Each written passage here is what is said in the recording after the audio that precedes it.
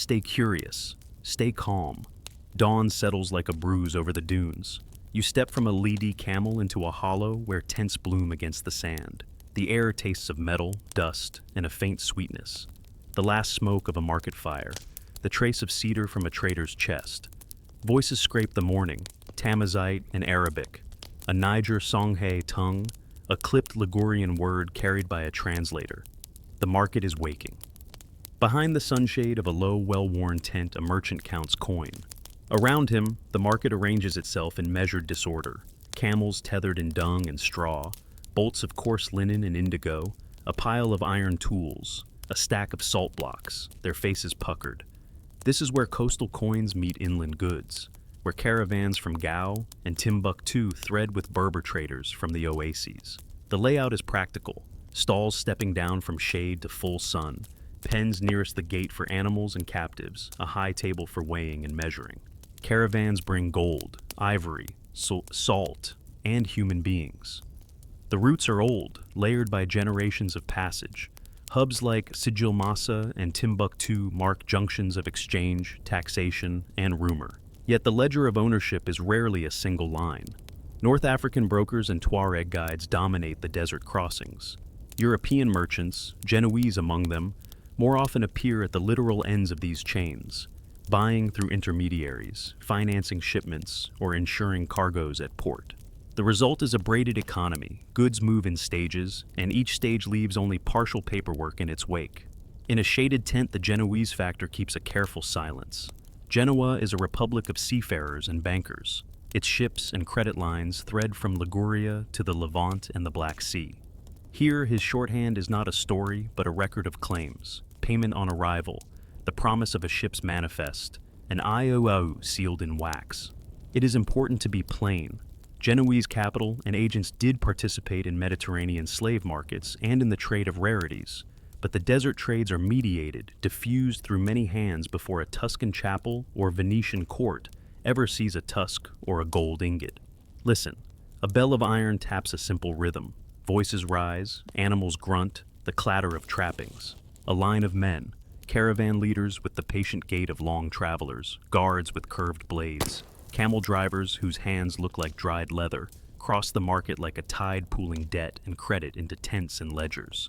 Among them are people from south of the Niger. Their garments carry the scent of river mud, coral beads at the wrist, a particular cut of cloth that marks an inland court. They move with the weary dignity of travelers who have traded time for distance. Appraisal is practical and blunt. A buyer presses a shoulder for muscle, presses a fingernail to test for illness, runs a palm over a scar as if reading a map of past labor. Age and skill convert into price. A woman may be selected for household service, a boy for apprenticeship under an artisan, a man for field labor. The market's arithmetic masks lives with measures and measures again, but small acts of care still thread the scene. A woman ties a cloth around a child's head to quiet him. A healer slips a poultice into a palm. A trader shares a thin, hot broth with a guide. Ivory comes in with the dust and the ghost of forest smells. Men measure it against patterns they keep in their heads. A tusk's curve that fits a carver's template, the grain that promises a fine finish. Gold moves more quietly, its weight tested by touch, its purity hinted at by color and weight. Arguments about origin are less about geography than reputation. A cautious merchant will pay for a known route and a governor's receipt before he will put his name to a cargo. Near a ledger tied with a leather thong, a translator murmurs a Ligurian phrase, and the Genoese factor nods, writing a careful shorthand. These notes are not a biography, they are a chain of obligations. Payment now, later, a debt against a future ship manifest. The ledger will not name every hand that touched a tusk or a person, but it will mark claims. And those claims will haunt later accounts. As sun climbs, the market compresses. Bargains are struck, loads rebalanced, camels reloaded, men hunch over counts, speak in numbers and terms. Yet the market is stitched with human moments. A laugh when a child drops a coin, the quick kindness of sharing a date, a scolding that turns into a smile. Trade is exchange, yes, but it is also improvisation, relationship, and habit. Historians work with fragments, port registers, tax rolls, a notary's receipt noting Ivory, or several slaves without names. and from these shards reconstruct patterns rather than whole lives. The market's music is one of those patterns, the count of coin, the creak of a ledger, the low chant of camel drivers. Stand in the hollow and listen, and you hear both what the records tell you and what they leave out. When the caravan stands to leave, there is a ritual. Straps checked, beasts loosed, a prayer passed among the leaders. The factor marks a final account and slips a sealed note into a pouch, a directive for a port where a ship may wait. The caravan moves into a ribbon of dust, taking with it the day's bargains, debts, and stories. You watch the banner tilt over the dune, and a woman at the gate calls the name of a distant river she remembers. People lean forward, the market inhales. For a heartbeat, the desert seems to hold its breath, and somewhere the ledger you saw will be read again in a harbor, and the consequences will ripple farther than the day's account. A small sound passes through the crowd, a rumor of a late ship at the coast, a name of a captain known for taking risks. It will turn the day's account into a longer story. Before the sun has burned the horizon clean, a string of shadows appears. The caravan, methodical as tide. Camels sway, their bells a soft counterpoint, and men step with the economy of long travel. Dust lifts in a pale ribbon, tasting of salt and dried grass. For a moment, the market pauses. Then the hollow fills with the deliberate noise of unloading. At the head rides the caravan leader, a weathered man wrapped in indigo, his face cut by wind and sun. He scans the tents with an unhurried eye. Alongside him move guides whose garb and gait mark them as desert-born. Tuareg scouts, quick and spare, their mounts sure-footed on stony tracks. Their gestures are small sign language between those who read the land.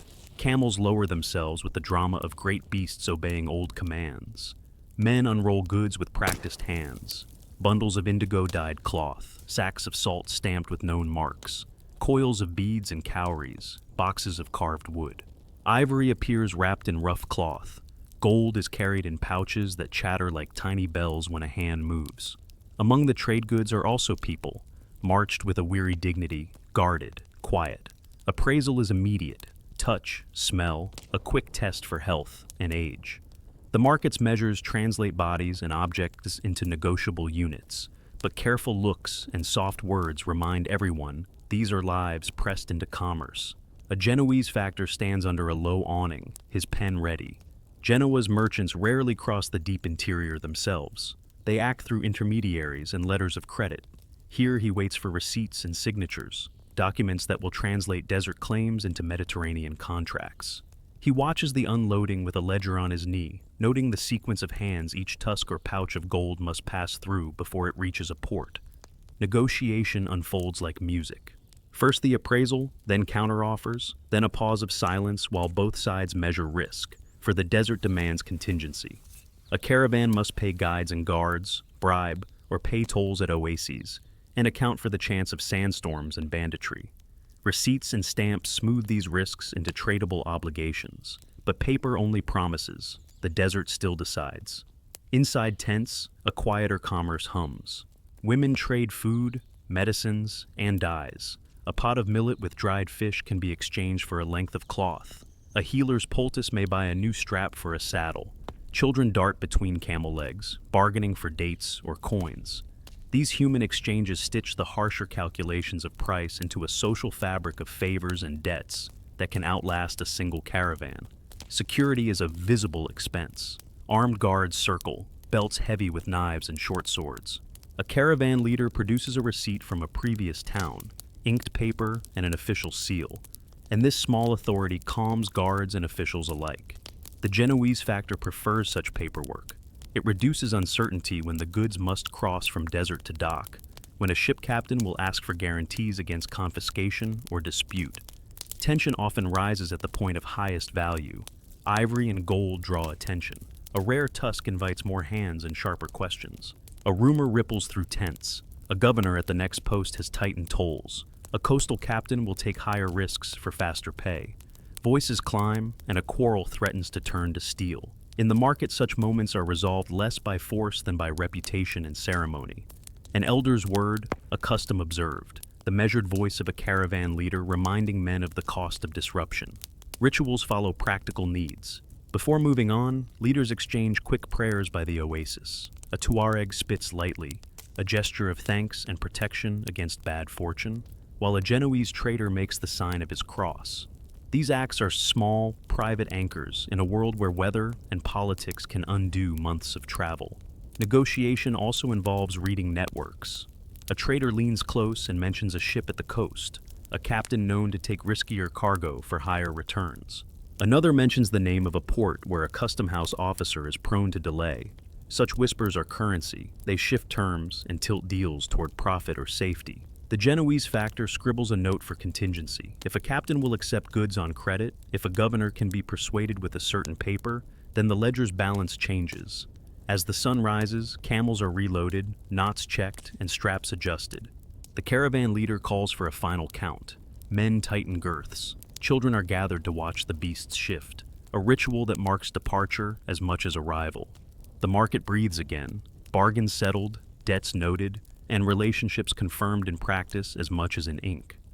A scribe at the caravan's edge copies names and marks with steady hands, his reed pen scratching like a distant insect. A curious child asks why a tusk fetches such price. An elder replies with a soft, honest truth about demand and distance, how a wealth is often the echo of a forest and the courage of those who carry it. Then, as the line of camels lifts to depart, the market's edge shivers. A distant horn sounds from the direction of the coastal road. It is not the wind. It carries a cadence traders recognize, a signal that a vessel may have been sighted, or that a courier runs with urgent news. Faces turn. The caravan pauses on its path, a tide halted in a shallow. The day's plans have just been given a new choice.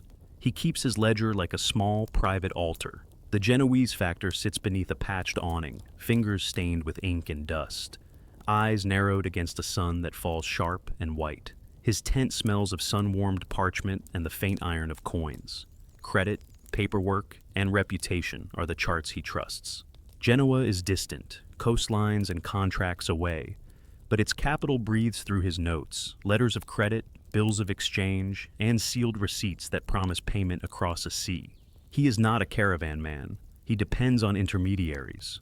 Berber guides, Tuareg leaders, and Saharan brokers know routes and reputations in a way his ship captains do not. They translate goods into parcels fit for Mediterranean demand. A tusk graded and wrapped, gold dust counted into purses, textiles folded in identifiable patterns. The factor's job is translation, commercial, legal, and sometimes deceptive when necessary, so that an object leaving this hollow will be recognized, priced, and carried in a port 300 miles and a dozen jurisdictions away. Paper is power. A receipt can protect a camel train from confiscation. A stamped note can be shown to a magistrate. A bill of exchange calls capital into motion between cities. He keeps a leather pouch of documents, copies of prior receipts, a letter from a merchant at a North African fondico, a draft dated in Genoa. Each sheet nudges a captain toward acceptance. Each signature reduces ambiguity. Beyond ink, he carries a reputation, houses in Liguria that accept his drafts, and captains who know his name. Reputation is currency that moves faster than coin. He trains a thin apprentice who moves like a shadow, fetching ink, tightening quills, copying figures into the ledger. The boy learns shorthand of trust, how to read a merchant's mark, how to note a governor's seal, how to translate a desert bargain into a clue a ship's purser will accept.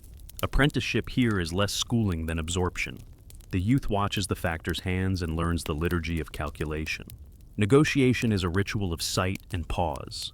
A broker presents a tusk held like a trophy. A Tuareg leader replies with a story of the elephant's origin and a gesture toward the south. The factor listens, eyes on curve and grain. He accounts for travel risk, expected duties at port, and the chance of theft. Money moves in small ceremonies. A pouch opened, coins weighed on a brass scale, paper exchanged and sealed. Names often appear as marks, the notch on a halter, the color of a wrapped bundle, because many sellers are illiterate. Witnesses and seals make these marks legally serviceable.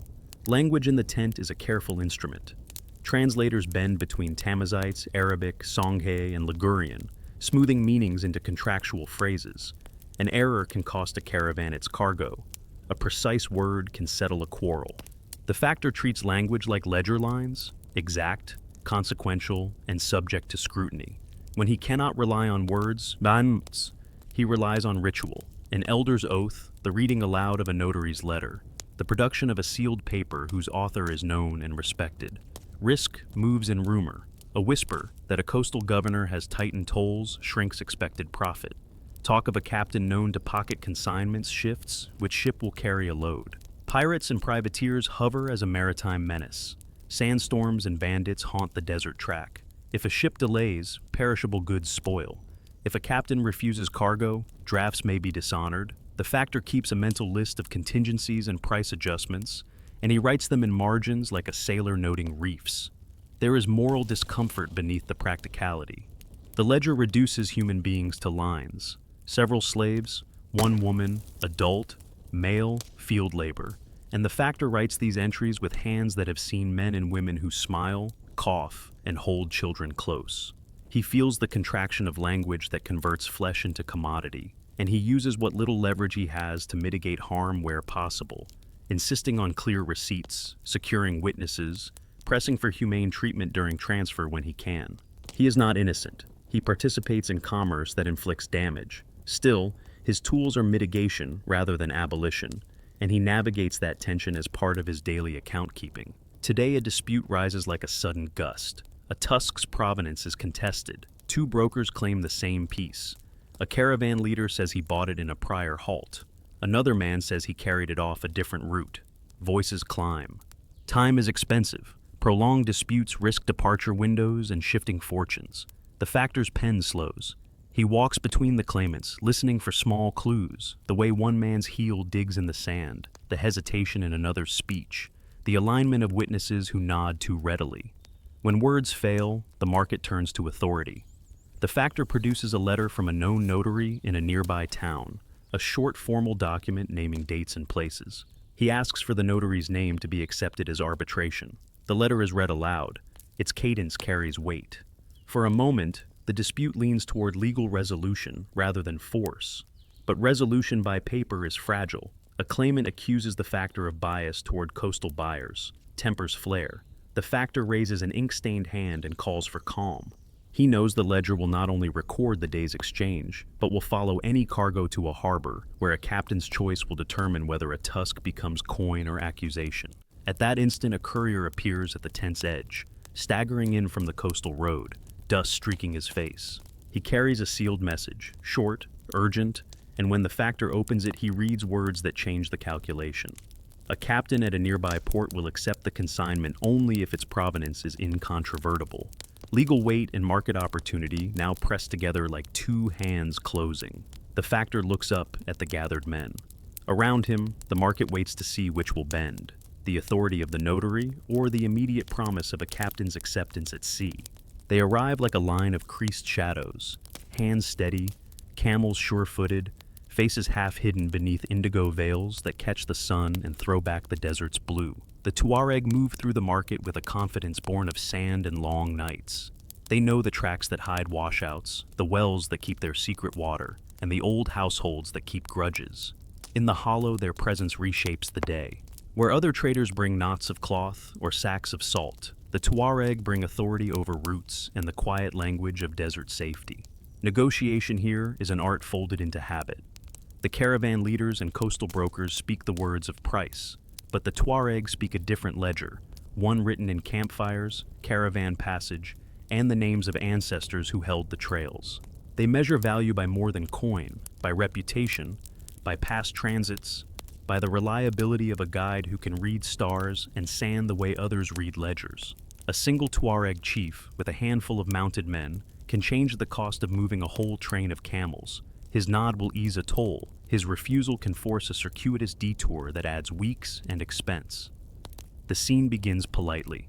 A Tuareg elder dismounts with the slow, precise grace of somebody who spends his life balancing on a hump of flesh and bone. His tagelmust, blue cloth wrapped around face and head, leaves only his eyes exposed. Sun bleaches the rest of the market into pale shapes. His indigo wraps red like a patch of night.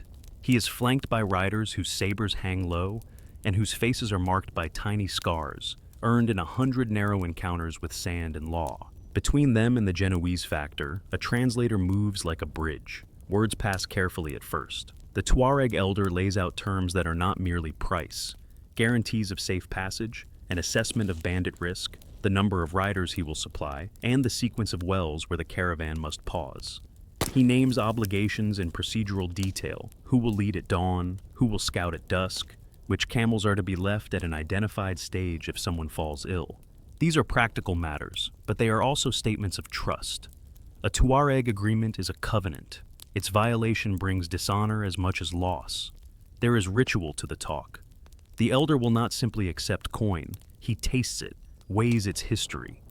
He checks the seal on a paper and asks whose hand aligns with that mark. He selects a handful of dates from a trader's offering and bites, testing the fruit, testing the sincerity. Small gestures anchor the big ones. A camel's rein is handed across, a water skin is exchanged, an elder's palm is placed briefly on a camel's flank to show the animal's mark. These acts are more than courtesy. They are legal signs that stand in for signatures in a land where ink is fragile. Tension grows when claims collide. Two brokers argue over the same caravan route. One insists that tolls were agreed with a coastal official. The other says the Tuareg demand has shifted after a recent raid. The market leans in. Tuareg men whisper among themselves. Their riders touch bridle and eye the horizon. In the desert, information is a weapon and a shield. News of a recent raid or a shifting alliance among local chiefs can double the cost of a passage overnight. The factor factors those probabilities into his margins. He turns pages in his ledger like a man counting seasons. A point of contention arises over escort numbers. The Tuareg elder quotes a price for a detachment of 5 riders. The factor balks and offers 3. The disagreement is not merely arithmetic. For the Tuareg, the difference could mean a longer route that passes through a thinly watched valley where banditry is frequent. For the factor, it is difference between profit and loss, given a promised ship's deadline. The market listens for resolution because delay here ripples to the coast. Resolution often moves through demonstration. The Tuareg chief lays a hand on his breast and recites the name of an ancestor, a claim of honor that compels witnesses to bear out his word. A witness, an elder from a nearby caravan, steps forward and confirms a previous safe passage where the chief had led. The factor nods, ink poised, and the two sides sketch a compromise. Escorts will number 4, with an additional scout provided at a set supplement to be paid if a confirmed bandit sighting occurs. They agree on a sequence of oases and leave a named notary to join the caravan as far as the next tax post. The arrangement is practical and symbolic. It folds local authority into a document the Genoese can show a captain. But bargains here are fragile as sun-bleached parchment. When the Tuareg sense disingenuousness, an attempt to double-count tolls, a late alteration in the promised ship, they withdraw like men who protect not only themselves, but their honor. On one side of the negotiation, a broker produces a small, cheap seal that is meant to stand in for an official stamp. The Tuareg elder examines it, and his eyes harden. To him, such substitutions are insult. He will not be bribed by mimicry. He will demand proof in the form of a real notary's stamp, or the sight of the official who authorized the passage. The insult converts calm into heat. At the edge of the tent, a young rider slips from a shadow and places a single small object on the low table, a fragment of carved ivory, polished and worn. It is offered as token proof of a prior successful passage and as a sign of good faith. Hands hover. The token is passed, turned, and examined like a relic. It quiets tempers for a breath. It is both material proof and the invocation of memory, the reminder that traders have kept their word in the past and might again. Underpinning each exchange is a continual assessment of risk and pride. The Tuareg will accept coin, but they prize autonomy. They will escort a caravan, but they expect respect for their chosen routes. When agreements are honored, the contract becomes more than commerce. It becomes a working partnership. When they are violated, the desert remembers, and the cost is social as much as material. As the discussion winds down and terms are set, a soft drum of hooves sounds outside the market. A messenger has arrived, his horse steaming in the heat. He brings a news that puts the negotiated escort into a new light. A tax collector from a distant post has been delayed, and an unexpected levy may be demanded at the next crossing. The Tuareg elder's eyes flick to the horizon, reading not merely sand, but the political weather. For a moment, both sides hold their breath. Their compromise hangs between the recorded ink and an unrecorded levy that could swallow the day's profit. Morning brings a new light, thin and hot, It sharpens edges and gilds dust motes into a small constellation. The market's mood is more measured now. Where ivory invited craftsmen's chatter, gold draws different calculations. Gold comes from regions inland where rivers widen and alluvial riches gather in the beds of streams, places traders call Bambouk, Bure, and Wangara. Men who know the river's language speak of panning, of sieves sifted by hand, of nuggets gathered from shallow currents. They bring dust and beads, and with them the rhythm of a different labor. You stand by a narrow table where gold dust is spread on a piece of linen. The dust resembles earth, but finer. It catches light and seems to vibrate under a palm. A trader takes a pinch and rolls it between thumb and forefinger, watching tone and texture. He dips it into a simple crucible and heats it until the dust coalesces into a bead, the metal brightening in an instant. Gold here is processed in stages: dust to bead, bead to ingot, ingot to coin or ornament. Each stage alters value and risk. The southern trade that feeds this market is older than many modern polities. For centuries, West African miners and traders have moved gold northward, first along river networks and later by camel train. Empires, Ghana, Mali, Songhai, shaped production and politics, taxing diggings, granting monopolies, and redirecting flows toward caravan routes. Inland towns act as collection points where gold and knowledge pass from hand to hand. From these collection points, North African merchants and caravan leaders carry metal across the desert toward Mediterranean ports. The route is a relay of labor, each stage adding a margin and a story. Gold's worth is both practical and symbolic. It buys grain, salt, and cloth. It buys arms and the favor of distant rulers. In courts, gold decorates altars and crowns. In markets, it lubricates long chains of obligation. A sudden influx can swell a treasury and empower a warlord. A shortage can force rulers to raise tribute. For merchants, gold is liquidity that makes trade move. For authorities, it is a lever of power. Valuation in the tent is ritualized. A small balance hangs from a beam. A measured scoop of gold dust is weighed against standardized shot. Assayers test color and malleability. They rub a bead on a stone to reveal undertones. Genoese factors and local brokers mark origin and purity in their ledgers, notations shorthand for future negotiations. Provenance matters. Gold from one river may carry a different hue, a trait prized by goldsmiths, and ports may levy duties differently depending on origin. Marginal notes in the ledger: a letter from a reliable notary, a captain's habit, a governor's prior leniency, can alter a sale as much as weight does. Tension rises when provenance is uncertain. Floods or raids that displace miners force larger quantities into market with less ceremony. Sudden inflows depress prices and unsettle captains who will accept cargo only with clear paperwork. A merchant who expected slow, steady sales can be undercut overnight. The Genoese factor flips pages, calculating contingencies. Where to refine, which captain to trust, how much to insure. Refinement is costly and time-consuming. To refine on-site invites theft and exposes amounts a rival trader might covet. To ship raw dust risks a captain's refusal or seizure at a port. The cost of processing is practical and gritty. Charcoal must be bought, bellows tended, skilled hands hired, and work kept away from the busiest alleys to reduce temptation. A small furnace emits a peculiar smell: smoke, hot metal, and the faint sweetness of burnt resin, and a crowd gathers while a master goldsmith works a bead into a stamped ingot. Those stamped bars command higher prices and smoother passage through customs because they present a readable origin and a known weight. Among the river traders are men and women whose hands show panning's marks, lines from sieve work, small scars from hot metal. Their speech is low but quick. They bring news of upstream politics. Which chief has demanded new levies at a dig? Which village has been forced to move? Such information recalibrates value. If a digger is pressed into tribute or conscripted, supply tightens and prices rise. If miners flood the market to pay debts, prices fall. Gold also redraws social lines. A timely payment to a caravan leader secures extra escorts. A small bonus to a customs officer can speed inspection. Acts of patronage ripple outward. A notary who receives a discreet gift may be more willing to produce a helpful receipt. A port official with a share might look the other way. These networks of obligation are the unseen infrastructure that moves metal from river to ornament. Yet the shine masks human labor. Miners work in wet heat. their hands split and calloused. Children who help sort pans catch fever. Women who carry water suffer night chills. Those lives rarely appear in port registers. They live instead in quiet exchanges at the market's edge, the threaded bandage on a miner's wrist, the small bowl of a healer's broth, the look between a trader and a woman who once worked the diggings. The ledger records weight and purity. It rarely records fatigue, season of births, or a child's fever. A quarrel breaks over a small ingot whose stamp is ambiguous.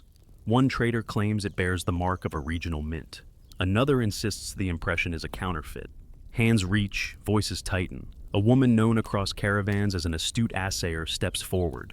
She rubs the ingot on a whetstone and calls out the metal's true tone. Her verdict settles most disputes. Her authority is the product of years beside river fires. Her action quiets the tent, but calm is brief. As the crowd exhales, a young courier runs into the hollow from the coastal road, dust streaking his face. He carries a short sealed note and cries out a single name.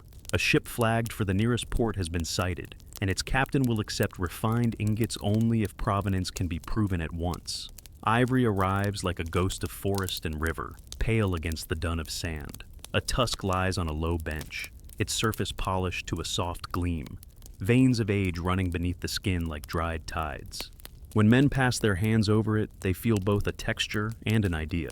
The memory of a beast larger than houses, the distant sound of riverine labor, the long patience of a tooth grown over decades. The smell is faint, an undercurrent of old wood and grease, but the sight alone sets a market's rhythm. Craftsmen gather, buyers lean in, and the day reshapes itself around potential forms. Ivory is many things at once: material, symbol, and currency. In European courts, it becomes a taste for small, intimate luxury. Chess pieces carved with faces and cloaks, prayer books edged in white, oliphant horns that call hunts and processions, knife handles and small devotional statuettes.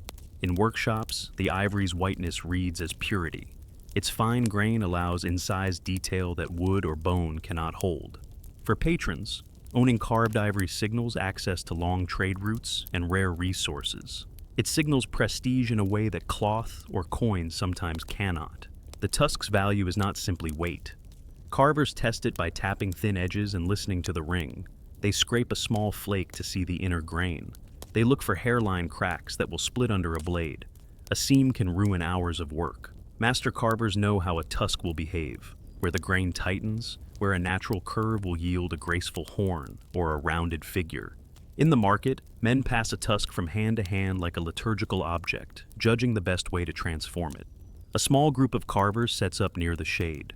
One works a block into a saint's profile with a few precise cuts, ivory shavings curling like pale thread. Another prepares a long tusk for an elephant, sketching hunting scenes and interlaced patterns along its flank in charcoal. Their tools are simple: chisels, files, a bow lathe for rounding, and a steady hand honed by repetition. The sound they make, metal on ivory, is high and keen, and a crowd forms because carving is both spectacle and assurance of craft. Demand here is particular. A bishop's household will pay for reliquary fittings. A noble will commission a set of chessmen whose faces mimic foreign courts. A merchant may seek an elephant decorated with scenes of a distant shore. Such commissions travel not as anonymous goods, but as stories. An item finished and branded by a recognized carver moves more surely through customs than an anonymous tusk. Reputation polishes price as much as the buffing wheel, but the meaning of ivory is stretched by politics. Elephants are not found near the desert. Ivory's route runs long and complex. It crosses many hands: river traders, village middlemen, caravan leaders, Tuareg guides, before it reaches a coastal ship. At each stage, value is added and questions of provenance multiply. A tusk may be sold and resold. Its origin becomes harder to trace. In years of conflict, ivory can trade at a discount because buyers fear disputed provenance. Tusks taken during raids fetch lower offers and attract prying questions. Inside, the market debate surfaces like heat. A broker accuses another of offering a tusk taken during a recent raid on a riverside village. The accused replies with outrage, producing notary receipts and witness marks that trace the tusk's path through 3 markets. Paper here can attest and obfuscate. A forged receipt can be as persuasive as an honest one if its seals and signatures read correctly to buyers and captains who prefer certainty. The factor listens, pen hovering. His entry in the ledger will matter down the line when a captain asks for guarantees at the dock. The carvers are not indifferent. Some prize origin. Ivory from certain rivers yields a tighter grain prized by northern workshops. Other pieces have a more supple texture, better for open work. A master carver refuses a tusk that might split, no matter the offer. Pride and practicality beat greed. Yet even carvers sometimes accept dubious pieces when coin is urgent, when a patron offers a commission that would elevate a name and secure work for months. Human lives braid with the tusk. A woman at the market edge touches the ivory briefly as if rekindling memory. An elder murmurs the name of a river where he once traded as a youth. A young apprentice watches the carvers with hunger, dreaming of the day his hands will coax saints from white. Behind the market's arithmetic, those intimacies give ivory a life beyond profit. Tension tightens when a merchant with ties to the coast claims that a carved elephant on the bench is the same piece listed in a ship's manifest. He says a captain at the harbor has reported an item with a matching carving and will hold the ship's cargo until the matter is resolved. The market hushes. Chisels stop mid-stroke. If the claim proceeds to port, the consequences are severe. Cargo detained, fines levied, reputations tarnished, and the stalled payments that ripple back through oases and workshops. A small, wiry mediator is called forward, someone known for matching objects to manifests by the smallest marks. He examines the elephant closely. The angle of a carved stong's wound, a faint scratch near the rim, a chip filled with dark resin. He murmurs a sequence of observations that will either absolve the vendor or condemn him. Around him, the market holds its breath. Outside, dust swirls where a courier rides south toward the port, pace steady against the day's heat. By nightfall, someone at the harbor may already be comparing the manifest to the carved elephant, and their decision will set several fates in motion. The pens are a rectangle of shadow and heat, stakes driven into packed sand, brush woven into a rough fence. Inside, animals rest and baggage is stacked. Nearer the gate, darker figures wait under watch.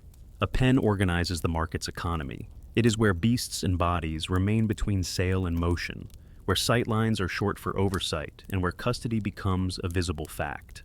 Pens are managed by pensmen, custodians who keep accounts in bark or memory, who know halters by notch and thread. Some serve caravan houses, others are town hires.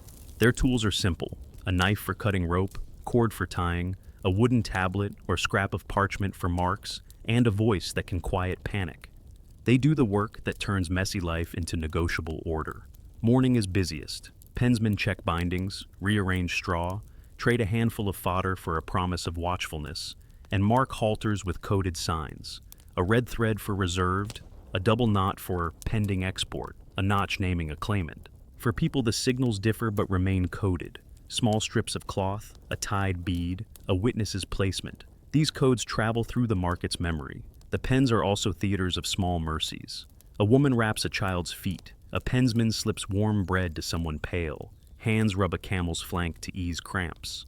A healer murmurs oregano and salt and presses a poultice to an aching limb. These acts do not appear in ledgers, but they sustain the machinery of trade, and, sometimes, fragile human dignity. Yet pens are risky. Animals crowd, disease spreads fast, and theft is frequent enough to make vigilance an occupation. A seasoned pensman watches fingers as much as halters. Where hands linger, where a knot loosens, suspicion wakes. He calls witnesses and records the captive's condition at sale. Small details later become legal hinges when cargo disputes reach port. Scribes, pensmen who read and write, carry special authority. Their receipts translate local signs into scripts a captain or fondico accountant can accept. Their inked entries, stamped seals, and clay impressions make the market legible to distant authorities. Where witnesses suffice for illiterate sellers, scribes provide traceable claims that travel across seas. Scribes are invisible mediators. A dispute over ownership brings them forward to compare notches and ledger lines. They can spot substitution, a fresh halter notch that mismatches a stamped receipt, a bead placed where a cloth should be. Their verdicts are pragmatic. Insistence on witnesses, a notary's presence, restitution, or the removal of a disputed item until provenance is proven. Their pens can end chances, or preserve them. Idris is known across the market for steadiness. His hands are calloused, his ledger careful. Traders trust him because he remembers patterns, who blusters when lying, who softens when honest, the way a particular trader always rubs his thumb along a notch before claiming it. Idris's memory is a currency. Caravan leaders prefer his tent because a predictable pensman reduces the chance of costly disputes that can delay passage to a waiting ship. He learned his craft in a harder school. Years ago, he resolved a claim over a mare that had been sold twice in a heat of bargains. Two men swore, and the mare stood between them, nose twitching, indifferent. Idris had no seal to prove either claim. He had only witnesses and a habit of asking odd, disarming questions. He asked each man where the mare had grazed the last spring. Only one could name the hollow beside a particular kiosk where a child had carved a mark into a post. The detail proved memory, and memory held where paper did not. Yet, tools of custody can be subverted. Fresh notches, swapped beads, counterfeit seals, small tricks reroute profit. A clever forger can press a clay seal that looks like a notary's. A hurried pensman might miss the slight difference in impression. The market's social checks matter. Elders who vouch, caravan leaders who refuse to trade with known forgers. The quiet commerce of shunning that enforces honesty more reliably than a single fine. Women play a role too. They tend animals at the pens, mend harnesses, and keep small medicines in their satchels. Often they are the ones who soothe frightened children and who can read a cough's cadence as an omen. Their knowledge about which camels thrive on which grasses, which poultices work for which fever, passes in gestures and brief exchanges. They are custodians in a different register, keeping bodies and memories when official ink is absent. Evening brings its own rituals. Pensmen light small fires to ward off the chill that slides across flat sand. They sweep bedding, count halters again, and trade gossip that functions like a market weather report. A pensman's ledger is updated, lines added, names crossed, seals impressed. Tonight the pens will hold goods that tomorrow a ship may claim. Tomorrow discord can arrive with the tide. On an otherwise ordinary day, a woman approaches the pen with a small box and a sealed scrap of parchment. She claims the box contains a misdelivered carved ivory figure. The parchment bears a notary's mark. The seal is unfamiliar. Idris takes the parchment and studies the impression. Beneath the fresh clay, he notices a faint emblem, the negative of a maker's mark, that he has only seen once before on a manifest at a distant port. The mark is subtle, a loop and a cross, half obliterated by earlier press. Recognizing it requires the patience of many market seasons. The market leans close. A notary's seal can validate a claim at sea. A false or misread seal can condemn a cargo to detention and ruin many hands down the chain. Idris feels the weight of that small impression in his palm. It could mean coin for a grieving family, restitution for a wronged carver, or a seized load that will ripple back as unpaid debts and delayed sales. He looks up. Around him, traders wait to see whether his reading of a faint emblem will honor the woman's claim or lend credence to a larger purse that has already staked a louder claim at the market's table. Language here is a thin, necessary tool that must be sharpened every morning. In the market, the great bargains are not only made with coin, but with diction, a word chosen, a phrase smoothed, a title read aloud so it will convince a captain or a magistrate. Translators sit in the shade like small islands of authority. They are the hinge between tongues. Tamazight, Arabic, Songhai, Bambara, Ligurian, and a dozen other dialects, and without them a contract is only a promise that evaporates in the heat.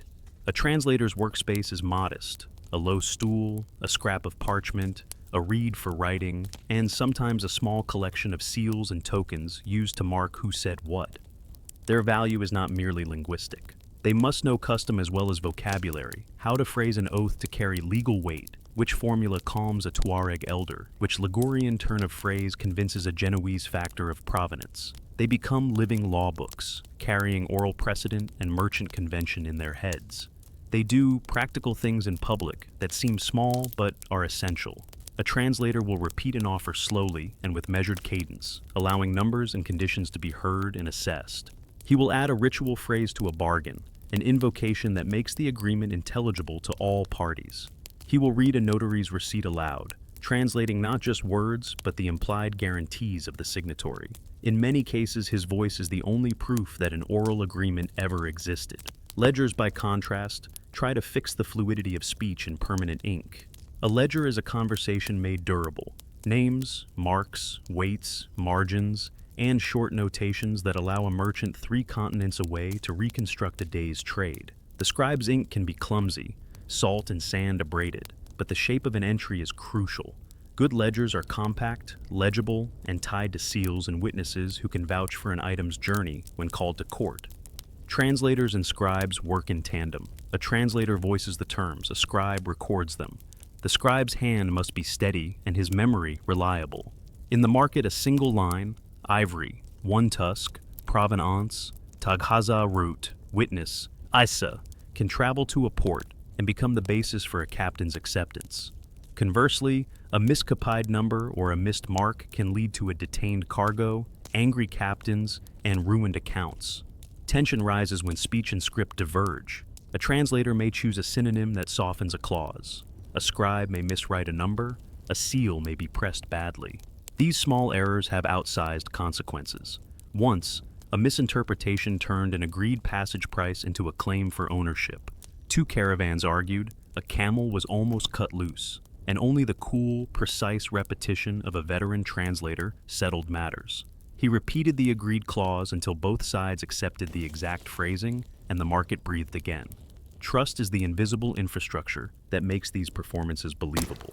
Traders patronize particular translators and scribes because of memory. A translator who once stood firm under oath will be trusted again. A scribe whose ink was never questioned carries weight. The market builds reputations slowly and destroys them quickly. A scribe who forged a weight or a translator who adapted a clause to favor a buyer will find his services less in demand. And in a world where paper can be faked, social sanction is often the swiftest justice. There are checks, formal and informal. Witnesses, often elders or caravan leaders, stand by a recorded exchange to validate it later. Physical tokens like halter notches or a tied strand of cloth accompany entries in the ledger. Then there are the seals of notaries whose ink bears official weight. Disagreements are sometimes resolved by a compensatory payment or by a temporary bond that postpones the claim to a later court. These mechanisms keep trade moving when strict law cannot. One evening, a dispute surfaces that tests these institutions. A coastal captain claims an unmarked crate of carved handles as part of his cargo. A local carver insists the handles were paid for and sealed with his maker's mark before shipment. The carver provides a small scrap with a clumsy seal. The captain provides a manifest with the crate listed under a broker's name. The translator for the carver renders his claim with warmth and the inflection of someone pleading not just for goods, but for a livelihood. The scribe copies the carver's few words into the ledger, then reads the manifest aloud so everyone hears the coastal claim. As night deepens, tempers cool, but suspicion remains. The market is a place of bargains and of stories. And tonight, both are stacked against each other. A maker's reputation against a ship's manifest. The voice of craft against the cold authority of paper. The translator offers to present witnesses at dawn. The captain's man says the port's scrutineer will weigh in at once. They agree to a temporary holding, crate sealed, halters marked, a small bond posted, until the port's notice arrives. A thin figure slips through the tents, a courier whose path has been unusually quick. He brings a word from the lighthouse road. The port's customs office will not inspect the next ship for 2 days because of a delayed messenger from the governor. The delay rewrites the calculus. If inspections pause, the captain may be forced to wait and costs will climb. If the carver's witnesses reach the port first, his case gains traction. This small window will determine whether a maker's claim prevails or whether the manifest's authority will be enforced in the harbor. Night in the hollow is a different market. Daylight spreads transactions in public. Night folds them into shadow. Lanterns are hung in small, careful constellations. Oil lamps, a few smoldering braziers, the glow behind a trader's rolled reed screen. The air cools and the sand exhales heat, voices thin. Men and women move with quieter steps, wrapping goods, checking knots, and speaking in low phrases that the wind will not carry. The market's work shifts from negotiation to custody, and custody invites its own anxieties. Watches are posted like promises. Small groups of guards gather beneath tent flaps. swords sheathed but hands resting near hilts. Their duty is simple and constant: keep sightlines open, note any unfamiliar footfall, and make sure that markers, halters, tide beads, clay seals remain unaltered. They pace circuits around pens, passing one another with the clipped clarity of shared understanding. A watch's authority is not merely the blade at its hip, it is also the knowledge of which traders sleep fitfully, which pens have been targets, and whose caravan keeps greedy hands close. A good watch has ritual. A leader counts quietly, 1, 2, 3, and a reply comes from the next man. They test the locks, a rope knot pulled and retied to judge resistance, a halter notch checked against a ledger. They listen for animal breath, for the low scrape of rope, for a whispered conversation. Each sound is scanned against memory. Experienced guards read the market the way a sailor reads waves. Patterns reveal anomaly. Tonight, there is a steady rhythm until a soft rustle breaks it. In a cluster of pens, someone slips, a figure bent and quick, moving with the furtive economy of habit. He is not a trader and not part of any caravan. His clothing is a patchwork of garments, his hands quick and small. The guard nearest the pen hears the squeal of halter rope and steps forward. A shadow blurs, a lamp flares, a shout cuts the night like a small, dangerous bird. The would-be thief drops the bundle he carries and runs, feet skimming sand, while two guards give chase, their leather boots thudding. The chase is messy and intimate. A guard trips over a stray strap, another tumbles into a low stack of crates. The thief is nimble, weaving past camels, but the pens are a poor friend for flight. Fences, halters, and animals hook him like the teeth of a net. The guards close and drag him back by collar and elbow, breath sharp and faces red. Under the lamp his eyes are wide and young, his hands bear the dirt of many nights. The bundle spills, a handful of carved handles, 2 small polished tusk fragments, and a scrap of cloth with a crude maker's mark. The market's response is immediate and social as much as legal. Traders gather, faces forming a soft ring. The owner of a cart, an elderly carver who recognizes the maker's mark, shakes with anger and grief. The taste of violation is a personal hurt. Pensmen record what fell, scribes copy the mark into the night ledger, and a translator asks the captured boy his name. He mutters that he is from a hamlet 2 days' march away, that hunger had pushed him, that he hoped to fetch a coin and run. His voice trembles less from cold than from the rawness of being caught. Custody becomes adjudication. A market elder with a quiet voice, someone who moves slowly and remembers more arguments than most men, asks for witnesses. The guards produce 2, a caravan leader who swears he saw the theft, and a woman whose watchful eye noted the boy's furtive movement. The elder asks questions that sting. Who knew of the crate's contents? Who might benefit? Who had shown opportunity? Under light and witness, details emerge. The crate had been stacked near a less frequented gate. The carver had left to bargain twice that afternoon.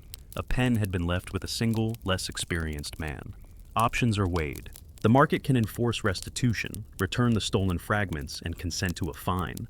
Or the elder can hand the boy to a caravan leader for labor as recompense. Or the matter can be deferred to a notary whose seal will bind an agreement to appear at port. Each option carries consequences that ricochet beyond this hollow. Labor as recompense may keep a family fed for a season, but can also bind a boy to hardship. A public fine may ruin a poor family. Formal adjudication delays travel and invites port scrutiny. The Genoese factor, alerted by the disturbance, emerges from his tent. He examines the broken pieces and their improvised mark, counts the fragments, and then looks up with a measure of sternness softened by calculation. Stolen goods that tie to a later manifest at sea risk detention of a ship's cargo.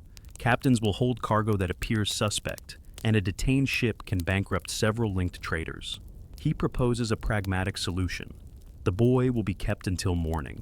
The carver will sign a temporary bond that delays any port claim pending verification. The market will post guards at the pens and share vigilance for the next crossing. Not everyone accepts expediency.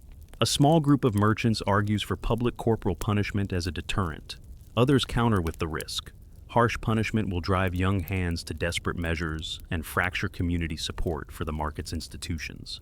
The debate turns on what the market is willing to tolerate, on whether deterrence should be cruel or restorative, on the moral margins set by hunger and hardship.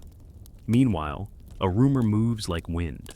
A courier slips into the ring with a rumor that the port's customs officer has reported a series of small thefts. Fragments of ivory and carved handles, missing from a recently offloaded ship. If the rumor is true, the market's theft may be linked to a wider pattern, a network of petty thefts that harvest pieces before cargoes fully clear. The rumor tightens the air. If small thefts are connecting market and port, captains will press for stricter manifests. Customs will grow suspicious. Entire routes may face extra inspection and delay. The elder listens to the rumor, then to the facts gathered at hand, and decides on a middle way. The boy will be held in the pens under watch. The carver will post a bond. A scribe will copy all notes and send a courier with a sealed list to the nearest port to alert the captain of the contested items. The market will increase night patrols and ask caravan leaders to rotate watches so that no pen goes lightly guarded. It is a solution that preserves movement while acknowledging the broader threat. As the watch resumes, the guards return to their loops, but their steps are heavier. Lantern light throws larger shadows. Animals stir with small, anxious noises. From the market's edge comes the muffled sound of a horn, distant, irregular. It is a call that merchants hear, know, and read as a change in the ledger of risk, a signal that the sea's watch has seen something and that the quiet ripples of a night theft could be the first note in a longer, darker sequence. He arrives with a staff and the quiet that follows, long walking.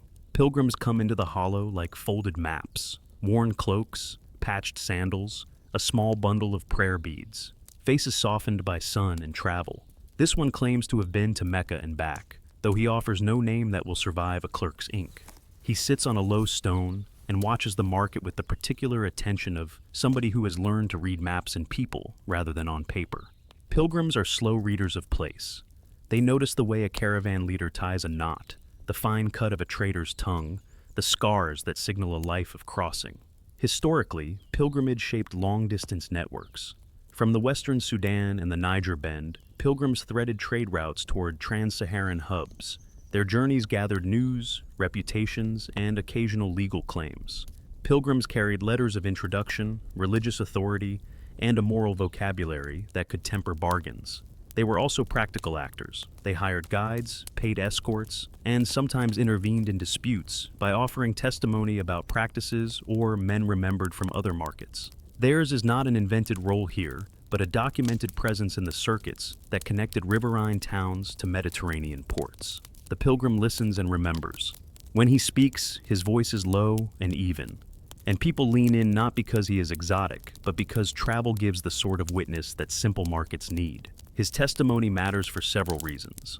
First, he traverses long routes and can corroborate a claim about provenance. He may have seen a caravan at a prior halt, known the name of a camel, or observed a peculiar knot used by a particular leader.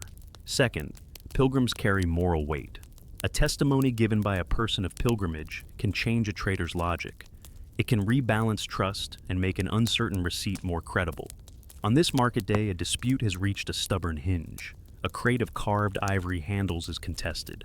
A coastal manifest lists them under a broker's name. A maker insists he sealed and delivered them. Witnesses on both sides claim recollection, but memory frays with heat and fatigue. The Genoese factor's ledger offers a neat entry. The maker's claim is condensed into a small scrap and a handful of local witnesses. The market needs an independent voice, and the pilgrim's travel gives him a claim to impartiality. He remembers seeing the maker 2 markets travel ago, working at a low bench with a child at his feet. He remembers the maker's hands moving in a particular way, and he remembers that the bench sat by a post carved with the maker's mark. He also remembers the broker's cart arriving late that day, and a hurried exchange that sent the crate on without a proper witness. When he speaks, he does not dramatize. He describes rhythms and gestures, the way the maker tied the crate, the exact knot on a strap, the partially torn scrap of a receipt. These are small details, but in a world where papers are scarce, such particulars are evidentiary threads. The market leans on such testimony like a ship leans on a steady wind. Elders ask precise questions. Did you see the maker sign? Did you notice an official seal? Can you recall where the crate rested before it left? The pilgrim answers with patient honesty. He did not see a notary's seal, he says, but he remembers the maker's mark and the knot. He testifies that the crate was present at dawn when he passed. His words do not perfectly substitute for a stamped letter, but in a social economy built on reputation, they bend the ledger. Not everyone accepts the Pilgrim. A captain's representative, iron-faced and accustomed to port authority, lists manifests and manifests alone. Paper, he says, is the language of the sea. His voice carries the logic of external accountability. Ports and customs prefer ink because ink is legible to distant officials. A merchant from the north adds that a detained cargo at sea will harm many linked accounts. His numbers are precise and cruel. The factor argues for caution. The maker pleads for recognition. The market becomes a courtroom where different logics of proof clash, lived witness versus formal manifest. Tension rises when a courier arrives from the coast with a short message. The port's scrutineer reports a mismatch between a ship's manifest and cargo. An oliphant and several small carved handles are unaccounted for. The captain will be required to hold the ship until discrepancies are resolved. If that holds true, a detained ship means demurrage, delayed payments, and fines cascading back along the chain. The Pilgrim's testimony could prevent a shipping detention if it persuades the captain's agent to accept a local compromise. It could fail and doom the vessel to weeks of inspection. The market convenes a small council, a mix of elders, the Genoese factor, the Tuareg elder whose escort was hired, and a representative of the maker. They sit in a circle and weigh options. The Pilgrim's voice is one among many, but it is also a hinge. He proposes a middle path that draws on practices he learned on pilgrimage. A public oath witnessed by a religious man, the naming of an elder who will undertake a bond, and a temporary pledge that holds the crate until a courier can carry sealed testimony to the port. The suggestion blends ritual and practical law, oath as social guarantee, bond as economic security. Ritual is performative in markets. An oath given before a man who has stood at the Kaaba carries the cadence of sanctity. It signals to merchants that a deviation from truth would not only cost coin, but reputation in a wider, pious circle. The Genoese factor, skeptical but cautious, sees pragmatic advantage. An oath and a bond buy time and reduce the immediate risk of a detained ship. The captain's man, bound to lists and port codes, will accept only if there is traceable contingents, documents, named guarantors, and a promise of courier travel. They arrange the compromise. The maker signs a bond with two named guarantors. A religious traveler agrees to witness an oath affirming the maker's claim. A courier is dispatched with a sealed note to the port, promising to return with the captain's decision. The Pilgrim's role shifts from solitary witness to institutional anchor. His presence and testimony help translate a local memory into a sequence of measures legible to distant officials. For a few tense hours, the market's logic holds, ritual and ledger braided. But markets are porous. As the oath is sworn and the bond sealed, a small figure slips through the gathered crowd. A young woman from the pens, pale with worry, who carries news from the night watch. She says that guards found a series of small, matching marks on several halters, marks that correspond to those on the crate's straps. The implication is sharp. The thefts and the manifest mismatch might not be isolated. If the marks link the crate to a pattern of petty thefts, the port's scrutineer will be less inclined to accept local oaths. The council pauses. The Pilgrim's oath has bought time, but new evidence threatens to widen the frame. What looked like a single contested crate may be part of a larger theft network that reaches from the pens to the ship's hold. Dawn brings accountants as surely as it brings merchants. Where the market's tents fold into activity, the apparatus of authority unrolls in small, exacting gestures. An official's sash, the dull clink of a tax chest, a notary's slow stamping. Taxes and tolls are the invisible scaffolding beneath trade, necessary charges, petty levies, and occasional exactions that reshape profit with quiet efficiency. For traders, a day's margin can be eaten by a new levy. For caravan leaders, a toll can redirect routes. For local rulers, modest dues pay soldiers and feasts. Law here is practical and local, rather than abstract. It runs in precedence, in the memory of who paid when, and in the weight of individual seals. A tax collector arrives with measured steps. He wears a simple robe and a leather satchel that contains rolls of parchment and a small iron stamp. His entrance is not ostentatious, but it carries authority. His seal is known, his ledger read in neighboring posts. He sets his satchel on a low bench and invites traders to declare their goods. Sometimes declarations are formalities. Sometimes they open a space for negotiation. This will be a modest toll for safe passage, he says, and his voice is both a warning and an offer. Tolls are a market fact. Bridges, wells, and known passes require maintenance and protection. Someone must pay for it. But tax administration is a human art.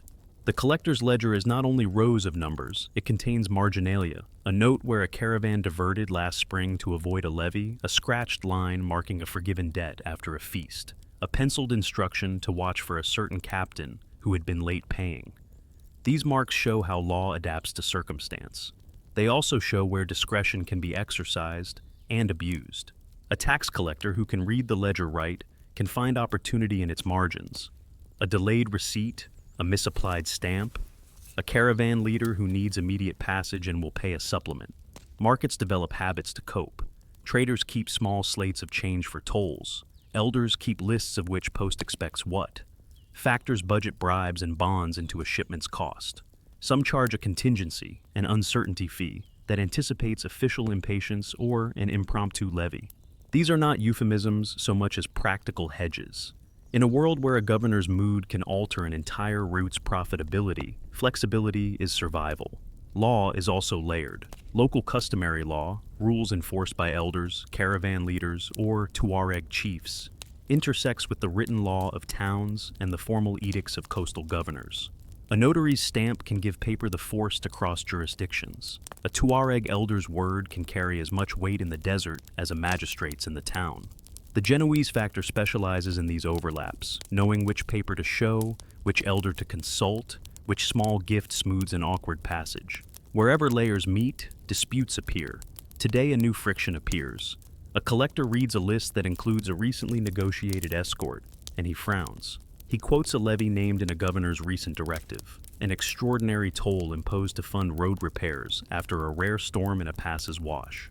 The levy is new and its language broad. Supplement for passage security.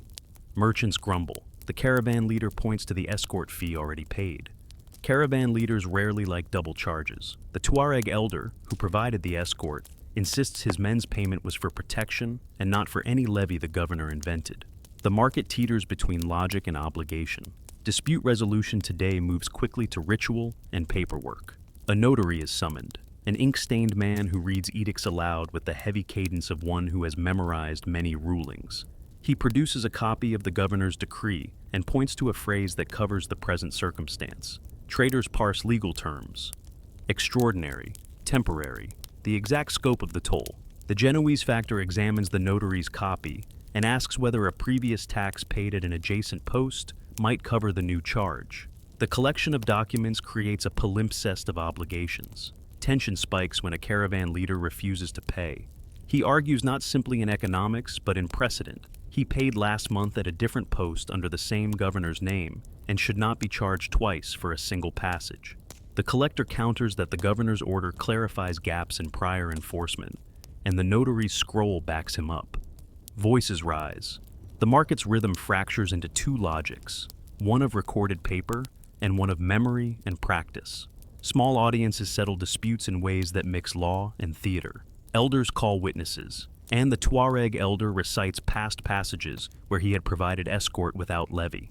A merchant from a neighboring hollow testifies that the levy was promised to be temporary. The notary, pressed between legal text and community memory, suggests a compromise. A bond to be paid now at a reduced rate with a named guarantor who will be responsible should later adjudication find the levy valid. The bond is a legal mechanism that delays final settlement while allowing movement. Bonds are expensive in their own way, tying future credit and reputation to present expediency.